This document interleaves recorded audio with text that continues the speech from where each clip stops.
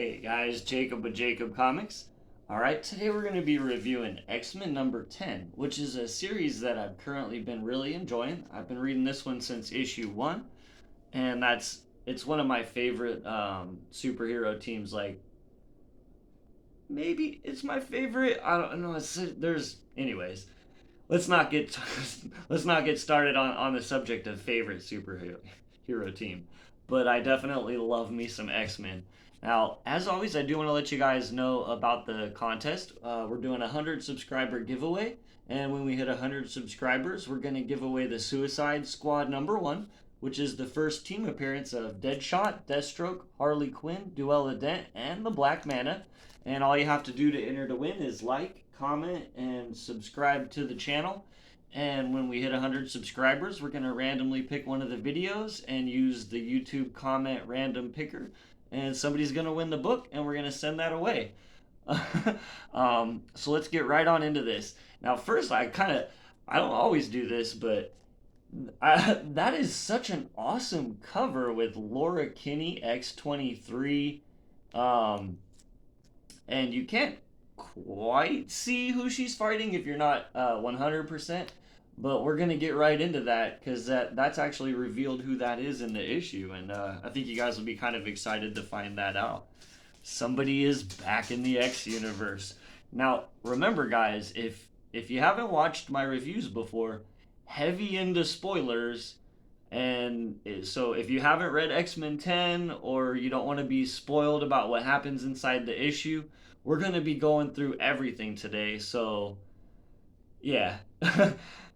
Like, comment, subscribe for your chance to win, and get on and come back after you've read the issue. Remember, support your local comic book shops and all that good stuff.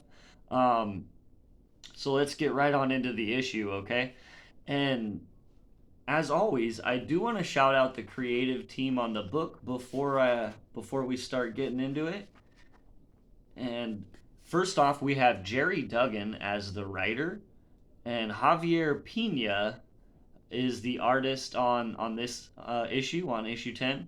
And then we have Marte Gracia doing the colors as usual. Beautiful colorist, man. Gracia is killing it. Like I said before, if you've been watching the channel, I'm a fan of Gracia's color. And then we've got VC's Clayton Cowles on letters. He's lettering a lot for Marvel these days. And then the cover is done by Larraz and Gracia. So that stellar team of Larraz and Gracia, that they just work so well together. Yeah.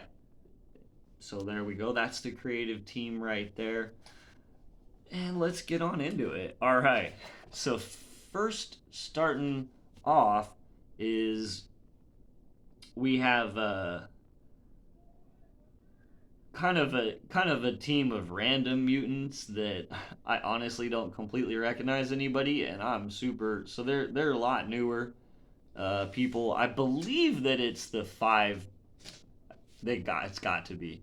That's the five that are involved in the resurrection protocols.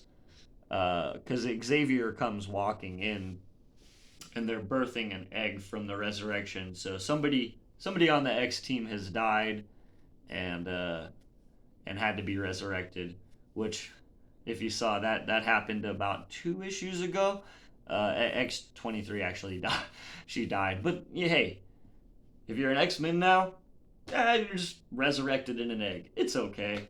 So, she breaks out of the egg, bone claws out and everything. The purple guy, who looks like Dr. Manhattan, kinda. He's like, "Whoops! I thought Wolverine had metal bones. My bad, my bad." So is this a mulligan? And no, she doesn't have this particular version. She doesn't. She has bone claws. So they're like moving on, and we transfer over. So she's alive again. We transfer over to Rogue, who's just kind of chilling. She's on Mars, just kind of hanging out. She's got this crossbow, and it's actually really good. The art in this issue's, I'm loving it. And she's just like, "Hey, who's this?" They don't show you. It's like I'm not even skipping over it. It's just she's sitting on a grassy knoll and she has a gun in her hands. Then she kind of looks through the sights and she's like, "Hey, don't I know you?" And then it doesn't show us who it is. Right on to the next part of the story. Um, so then it transfers us to the treehouse in New York City, where Team X Men is now located. If you haven't been keeping up with the X Men, they've basically made themselves a Fantastic Four tower, but it's a giant treehouse in New York City, and it's dope. All right, and so they're using all their giant Batman wall interface that they have in the treehouse to find out all kinds of stuff about all kinds of things, right? And to cut a lot of fluff out, we basically get to the point where we find out that there's a small bit of adamantium inside of a closed container on the moon that is going around Mars, Phobos.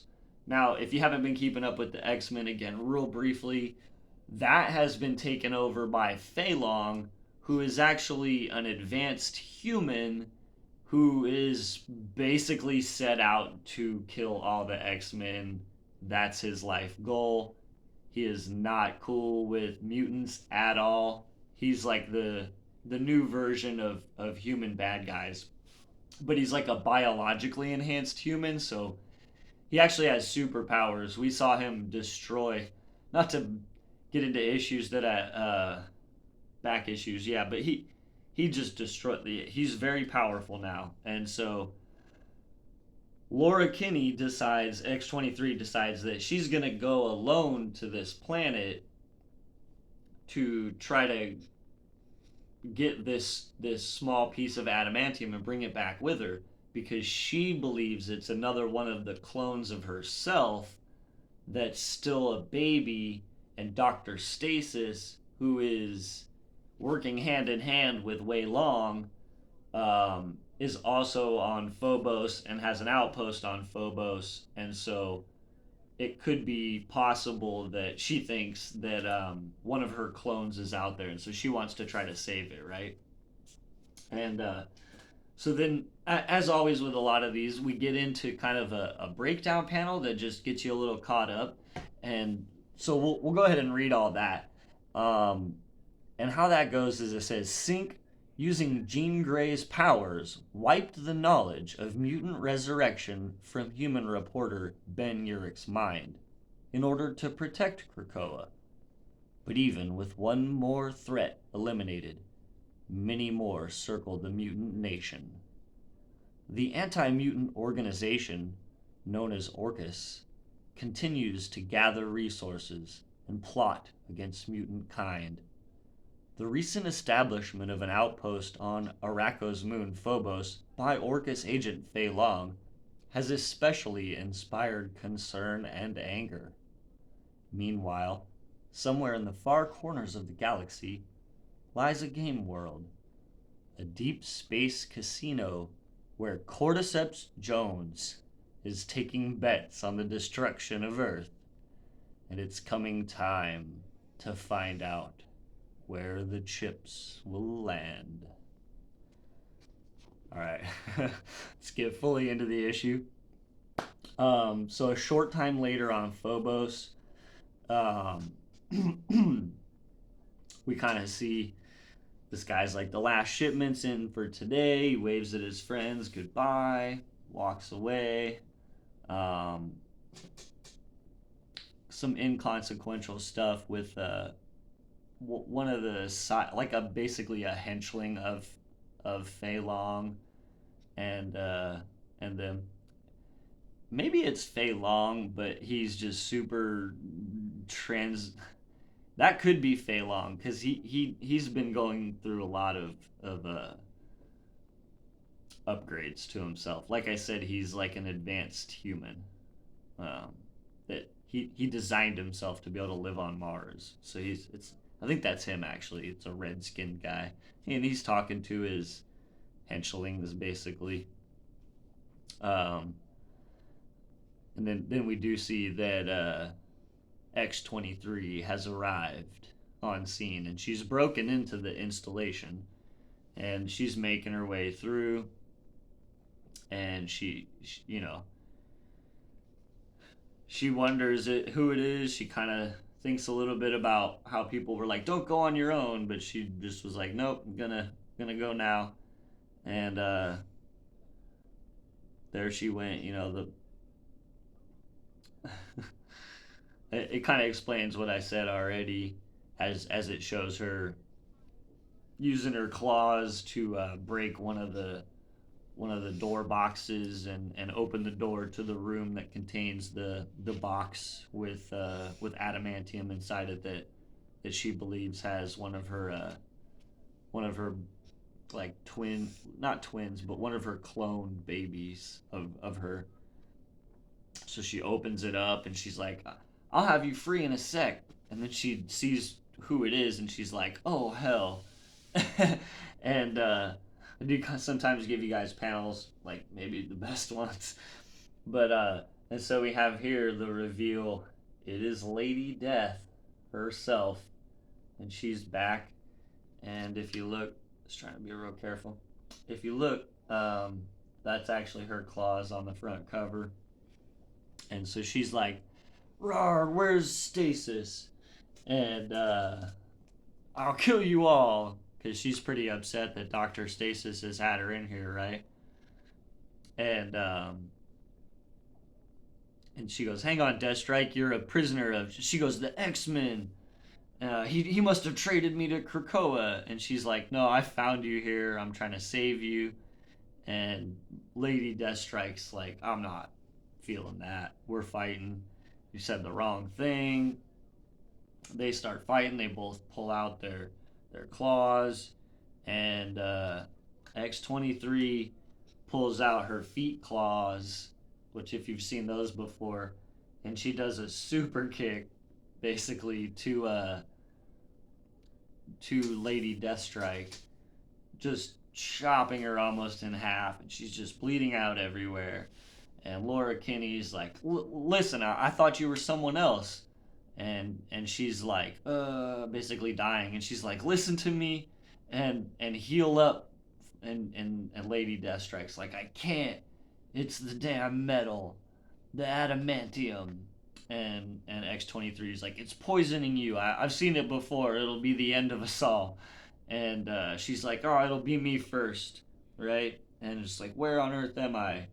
And she's like, "We're here on the wrong planet. It's a long story, but let's get out of here." And so Lady Deathstrike finally decides, "All right, if you're not killing me at this point, I guess I should trust you." And takes her hand, and off they go, right? And she's like, "Why are you asking? Would you prefer to be on your tuchus?" And then X-23 sniffs the air and goes, Fei Long came back." And there he is. He's like, "I left my glasses and I turned the lights back on to find the cockroaches scurrying about." And you see Jean Grey uh, using her telepathic powers, and she's like, "Wolverine's been found." And Sync's like, "What's the plan, Jane?" She says, "Hang on." And then Fei Long says, "It's such a shame. The orchids were coming along so nicely." And then he tries to start venting them into space, and she requests, like, through telepathy to Jean, like, "Help me. Can Rogue or someone help me? Can Is she good at catching a fastball special?" And Jean telepathically tells Rogue, "Fly now." And so then Rogue just starts flying super fast through through one of the teleporters in Krakoa to the teleporter on Mars, and then straight up into space, and catches her. Yep, Rogue is. That's why Rogue is one of a lot of people's like favorite character. She is strong and cool. And so she catches Wolverine. They're calling her Wolverine now. I keep calling her Laura Kinney or X-23, but I should note that they are actually calling her Wolverine in the title now, and have been since issue 1. And so she's like, later back at the treehouse. I'm just I'm calling her X-23 or Laura Kinney so people don't have any confusion that, wait a minute, Wolverine's in the title again? Like, no, it's X-23. But they're just calling her Wolverine. She's the new Wolverine. It is what it is. even though in Wolverine and X-Force they call Wolverine Wolverine. A lot of times they do call him Logan. They do call him Logan a lot. I'll give it that. But I've heard people call him Wolverine in that title too. So super confusing. They both have the same name. Moving on. And he's like, "You did great, Wolverine. Reminded me of what you said back at the gala." And then it kind of transposes back to the gala and some thoughts that Laura Kinney had that ended up getting Scott Summers to choose her as one of the new members of the team. And then Sync comes by and he's like, "Hey, basically, I made some dinner, but trying to ignore Rogue and Destiny is getting to be a bummer." So he tries to crack a joke. He's a lot of times the joker of the bunch. And then we see Laura Kinney is they've healed up Lady Death, and Lady Death's feeling better by they use some Wolverine blood to heal her up. So now she's feeling better, and she's like, "Hey, you're up. Did you want to stay for dinner? Sync made dinner." And she's like, "Nah, gotta fly," and just takes off. Literally jumps out of the treehouse into New York City off. So Lady Deathstrike's back in the X-Men universe doing something. She might show back up, it kind of seems like. Um, and then we go to another little story that's going on, and Rogue's talking with Destiny, and she's like, tell Raven I said hello. That's it. That's if you didn't know, that's her mom. And don't say whatever you're about to say. And she tells her, "You're wasting your life with that man and his gifts in this silly tree house." And of course, she's talking about Gambit. She doesn't like Gambit and hasn't liked him.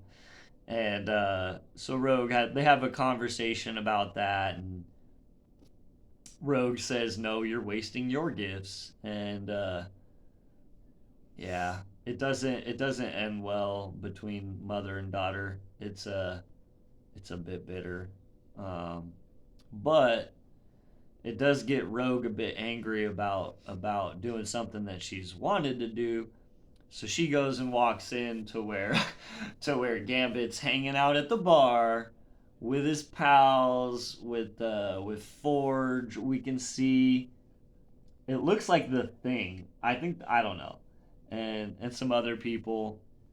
He's just hanging out at the bar on Mars. And she comes in and she's like, "Hey, Remy, can I borrow you for a minute? It won't take long." He's like, "Pardon. You sure about this?" And Rogue's like, "She said it's a small blind." Um, and so she calls up everybody's favorite. And I'm definitely going to give you one more panel on this one, so stick around for a second. It's the next page. And she goes, "Hey, Rocky." And he goes, "I'm not telling you who it is." He goes, "Anne Marie, you're the only one I let call me that. How come you only hit me up when you need something?" And Rogue's like, "Who says I need something, sugar?" And Remy's like, wait, he's sugar? He's like mad about it, and the man on the phone says, "Come on, what kind of rube do you think I am?" And Rogue says, "Well, I did want to talk to you about Game World." And here we have it. And Rocket Raccoon in the X-Men comic books, he goes, "Game World, huh? I'm guessing it's about the high stakes games that I don't know nothing about. I don't know why you'd think I'd know about this place. I mean, that place? I mean, okay, what do you want to know?" And if you guys have been following this, like, I am super hyped about Game World. That's gonna be some stuff for the ages, man. And especially now to know that Rocket Raccoon's gonna be in it. And there's another teaser for another tidbit that Duggan's been weaving. And so we get a message from Moira sent to Dr. Stasis and Fei Long. And it's titled To Misters Fei Long and Stasis. And Moira says, I know you both fairly well, though you do not know me. Call it past lives, or woman's intuition, or something more. I even know something of your intentions, and I wonder if I might call on you to discuss certain proposals. Let me know, Moira. And just if you're like, what does that mean? Moira's that really quickly. Moira's been found to be a mutant. She's lived 10 plus lives, and every time she dies, she's resurrected again as a baby the day she was born and gets to relive her life from that point with the knowledge of what happened. And so she's done that 10 times, so on and so forth. She's turned into a bad guy, and she's kind of a bad character right now. And so they're like, we don't know how you accessed our internal relays, but we're impressed, intrigued, and somewhat perturbed. So, of course, I'd like to meet. But you should know two things. We don't take this intrusion lightly, and recompense may be severe. And when addressing me, you should know it's Dr. Stasis. And that is X-Men number 10. And obviously, I give it a big thumbs up. I am continuing on with the series. And yeah, I mean, that's what we had going on in X-Men number 10. It's a super super good read, and I'm actually quite impressed with Pina stepping in for Larraz on art. Like Pina did it. I almost feel like we didn't skip a beat, and that's one of the reasons I always shout out Gracia so much. Is a lot of it is Gracia. Like, I mean, he's has such a good job with the colors, like his shading and the way that he really well defines the characters and makes them pop.